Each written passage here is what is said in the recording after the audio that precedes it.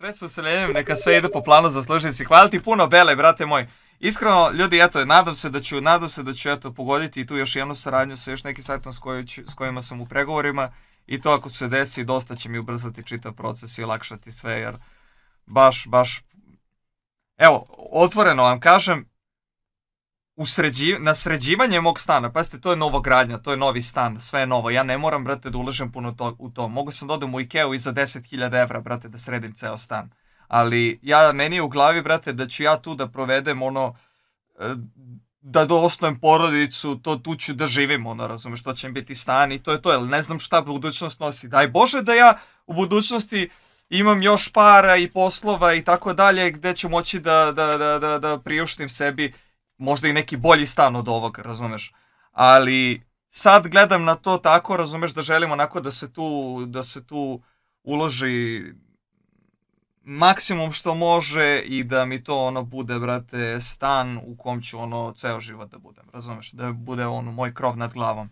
Isto tako i za mamin stan. Za mamin stan znam sigurno da ona neće odatle da ide do kraja života i onda želim i u to isto njeno da uložim maksimum što može da se uloži, da mogu finansijski ja to da propratim, a i da bude sve mega kvalitetno, razumeš, a ne da joj kupujem neki shit nameštaj koji mora da se menja za 2-3 godine, kapiraš, ili ne znam, neku veš mašinu koja će da joj crkne, brate, za 3 godine, kontaš? I zato sam gledao da u to uložim sve što imam, bukvalno zato i nemam para, i kako kažeš stvarno nemam par, stvarno nemam, jer sve uložem u to. I evo iskreno, sređivanje mog stana će mi izaći 55.000 eura. Između 55 i 58.000 eura će me koštati sređivanje mog stana, opremanje mog stana. U fullu. Što se maminog stana tiče, on će biti između 35 i 40.000 eura. Tako da, uopšte nisu male pare.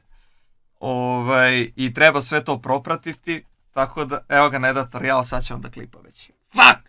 Nedator, aj klipuješ za mene, brate. Izbacuješ na Google Clips. I ja ti dam reklamu. Lol. Jel pare nemam, kao što čuješ. Ali ođo.